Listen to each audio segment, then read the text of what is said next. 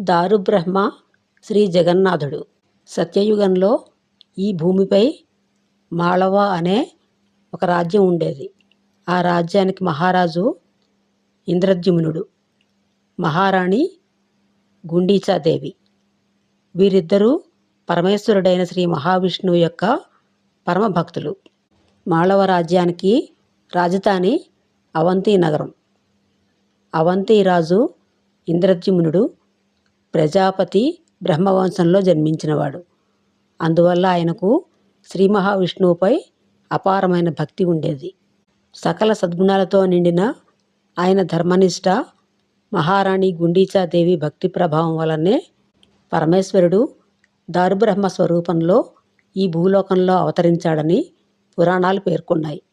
ఒకరోజు నిత్య దేవపూజ, సాయంకాల సంధ్యావందనం పూర్తి చేసిన అనంతరం మహారాజు ఇంద్రద్యుమ్నుడు తన ఆలయ ప్రధాన పూజారిని పిలిపించి వినయపూర్వకంగా ఇలా అన్నాడు: ఓ పూజారి గారు, ఈ భూమిపై నేను ప్రత్యక్షంగా పరబ్రహ్ముడైన శ్రీ మహావిష్ణువుని దర్శించగలిగే మహాతీర్థం ఎక్కడ ఉందో దయచేసి తెలుసుకుని చెప్పండి అన్నాడు మహారాజు.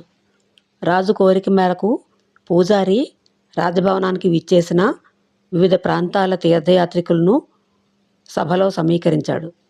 అనంతరం వారందరినీ ఉద్దేశించి ఇలా ప్రశ్నించాడు: సభలో ఉన్న మహనీయులారా, మీలో ఎవరికైనా ఈ భూమిపై భగవంతుని ప్రత్యక్షంగా దర్శించగలిగే పవిత్ర క్షేత్రం గురించి తెలుసా?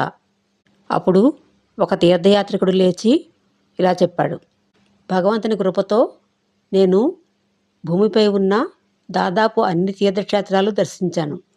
మీ మహారాజు గారు స్వయంగా శ్రీహరిని దర్శించగలిగే ఒక మహాపుణ్యక్షేత్రం ఉంది. దాని గురించి నాకు పూర్తిగా తెలుసు అని ఇలా వివరించడం మొదలుపెట్టాడు.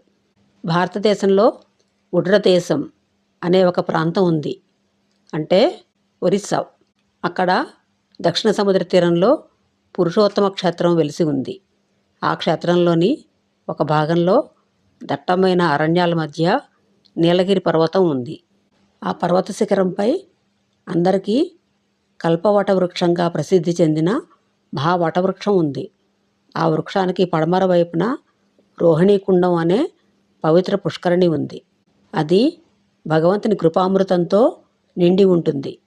ఆ పవిత్ర జలాన్ని ఒక్కసారైనా స్పృశించిన వారికి మోక్షప్రాప్తి కలుగుతుందని నమ్మకం. ఆ కొండకు తూర్పు తీరంలో దివ్యమైన శ్రీ వాసుదేవుని విగ్రహం వెలసి ఉంది. అది ఇంద్రనీలమణితో నిర్మించబడిన అపూర్వ దివ్యమూర్తి. రోహిణీకుండంలో స్నానం చేసిన వారే ఆ దివ్యమూర్తిని దర్శించగలరు. అటువంటి దర్శనం పొందినవారు సంసార బంధనాలన్నింటి నుండి విముక్తి పొందుతారు.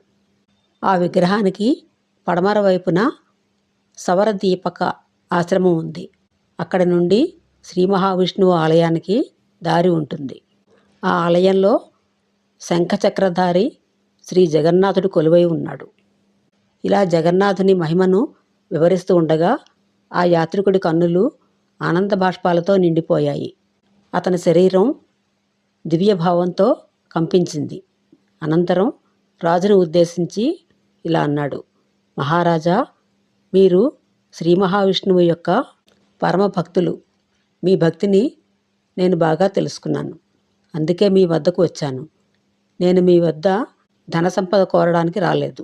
మిమ్మల్ని పురుషోత్తమ క్షేత్రానికి తీసుకువెళ్ళి లక్ష్మీపతి శ్రీ జగన్నాథుని దర్శింపజేయాలనే సంకల్పంతో వచ్చాను. ఈ మాటలు ముగిసిన వెంటనే ఆ తీర్థయాత్రికుడు అదృశ్యమయ్యాడు. ఆ దివ్యక్షేత్రం గురించి విని రాజు ఇంద్రద్యుమ్నుడు, మహారాణి గుండీచాదేవి ఆశ్చర్యంతో ఉండిపోయారు. రాజు సభలో ప్రకటించాడు: ఈరోజు మనం ఒక మహనీయుని నోట భగవంతుడు స్వయంగా భూమిపై వెలసిన మహిమాన్విత రహస్యాన్ని విన్నాము. ధర్మం, అర్థం, కామం అనే 3 పురుషార్థాలు నాకు లభించాయి. ఇప్పుడు 4వ పురుషార్థమైన మోక్షాన్ని పొందేందుకు నేను పురుషోత్తమ క్షేత్రానికి వెళ్ళాలని సంకల్పించాను. అప్పుడు పూజారి: మహారాజా, మీ సంకల్పం అత్యుత్తమమైనది. అయితే ముందుగా నా తమ్ముడు విద్యాపతిని నీలాచలానికి పంపుతాను. అతడు అక్కడికి వెళ్ళి మనందరికీ అనువైన స్థలాన్ని ఏర్పాటు చేస్తాడు. రాజు అంగీకరించి విద్యాపతికి నీలమాధవుని అన్వేషించే బాధ్యతను అప్పగించాడు. విద్యాపతి ప్రతిజ్ఞ చేశాడు, మహారాజా, 1 సంవత్సరం లోపు మీ ఆరాధ్య దైవమైన నీలమాధవుని జాడను కనుగొనలేకపోతే మీరు నా మృతదేహాన్నే చూస్తారు.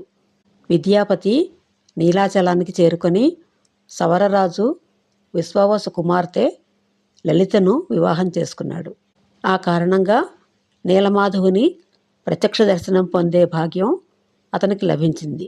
అనంతరం ఎన్నో కష్టాలు ఎదురైనా చివరకు రాజు ఇంద్రద్యుమ్నుడు, మహారాణి గుండీచాదేవి కలిసి నేటి పూరీ క్షేత్రంలో శ్రీ జగన్నాథుని విగ్రహాన్ని ప్రతిష్ఠించగలిగారు.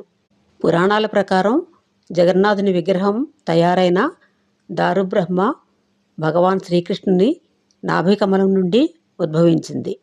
శ్రీకృష్ణుని అవతార సమాప్తి అయిన తర్వాత ఆయన దేహానికి అగ్ని సంస్కారం చేసింది అర్జునుడే.